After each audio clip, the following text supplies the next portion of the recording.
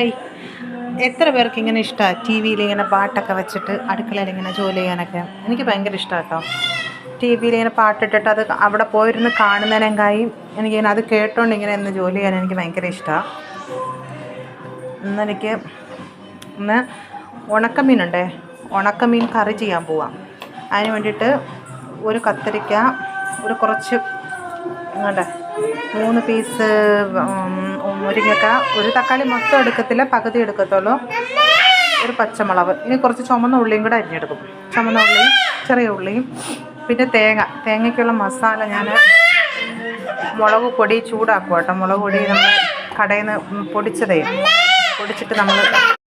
മുളക് പൊടി പൊടിച്ചത് ഞാനിങ്ങനെ ചൂടാക്കും കേട്ടോ. ഒന്നുകൂടെ ജസ്റ്റ് ഒന്ന് ചൂടാക്കി വയ്ക്കുക, ഒരു പച്ച മണം മാറാൻ വേണ്ടിയിട്ടേ ജസ്റ്റ് ഒന്ന് ചൂടാക്കി വെക്കത്തേ ഉള്ളൂ. അപ്പം അങ്ങനെ ഞാൻ മുളക് പൊടി ഉണക്കമീൻ അരയ്ക്കാൻ വേണ്ടിയിട്ട് നോക്കുമ്പോൾ മുളക് പൊടി തീർന്നു പോയി. അങ്ങനെ ഇരുന്ന് മുളക് പൊടി എടുത്ത് ചൂടാക്കുക. ഇന്ന് ഉണക്കമീൻ കറിയാണ് ഞങ്ങൾക്ക് ഉച്ചക്കലത്തേക്ക്. അപ്പോൾ എത്ര പേർക്ക് ഇങ്ങനെ ഇഷ്ടമുണ്ട് ഇങ്ങനെ ടി വിയിലല്ലെങ്കിൽ അല്ലാതെ പാട്ടൊക്കെ വെച്ചിട്ട് ഇങ്ങനെ പാചകം ചെയ്യാനും ജോലി ചെയ്യാനൊക്കെ? എന്തൊരു ജോലിയായാലും, പാചകം അല്ല വേറെ എന്തെങ്കിലും വർക്ക് ചെയ്യുന്നവർക്കൊക്കെ പാട്ട് കേട്ടുകൊണ്ട് ജോലി ചെയ്യാൻ എത്ര പേർക്ക് ഇഷ്ടമുണ്ടെന്നൊന്ന് കമൻറ്റ് ചെയ്യണേ.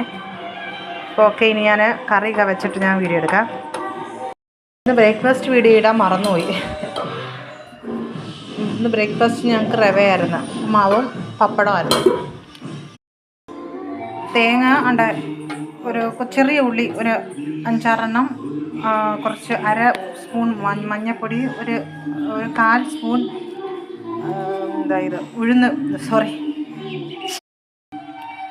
ഉലുവാപ്പൊടി, മഞ്ഞൾപ്പൊടി, ചെറിയ ഉള്ളി, ഒരു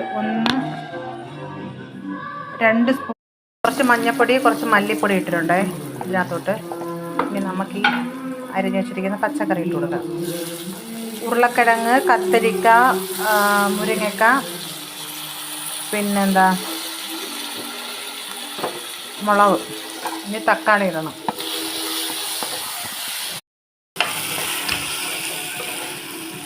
ഈ മലക്കറിയൊക്കെ പച്ചക്കറിയൊക്കെ ഒന്ന് വഴണ്ടി വരുമ്പോഴത്തേക്കേ ഇത് വേവാനായിട്ടുള്ള കുറച്ച് വെള്ളം വെച്ചാൽ ഈ ആവശ്യത്തിനുള്ള വെള്ളം, പച്ചക്കറിയൊക്കെ ഒന്ന് വെന്ത് കിട്ടാനുള്ള വെള്ളം വയ്ക്കണം. വെള്ളം വെച്ചിട്ട് വേകുമ്പോഴത്തേക്ക് തേങ്ങ നമുക്കിത് അരച്ചെടുക്കാം. ഞാൻ അരപ്പൊക്കെ ചേർത്ത് കേട്ടോ, അരപ്പൊക്കെ ചേർത്ത് കുറച്ച് വെള്ളം കുറഞ്ഞു പോയി, ശകലം വെള്ളം കൂടെ ചേർക്കാം. അരപ്പൊക്കെ ഒന്ന് വെന്ത് കഴിയുമ്പോഴത്തേക്ക് നമുക്ക് ഉണക്കമീൻ ഇട്ട് കൊടുക്കാം. പിന്നെ ഉണക്കമീൻ ഇട്ടിട്ട് പിന്നെ പുളിയോ ഉപ്പോ ഒക്കെ വേണമെങ്കിൽ എക്സ്ട്രാ, ഇല്ലെങ്കിൽ കുറച്ചുകൂടെ ചേർത്തിട്ട് കറി ഒരുമാതിരി വെന്ത് കുറുകി വരുമ്പോഴത്തേക്ക് നമുക്ക് ഇറക്കി വെക്കാം കേട്ടോ. ഇതാ എൻ്റെ സ്റ്റൈല് ഉണക്കമീൻ കറി.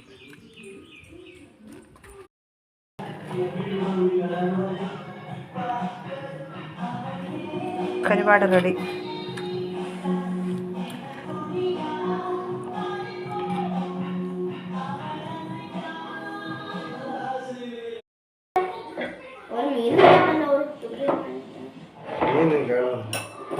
ഇന്നത്തെ ലഞ്ച്, ഇന്നലെയുള്ള അവിയൽ, സലാഡ്,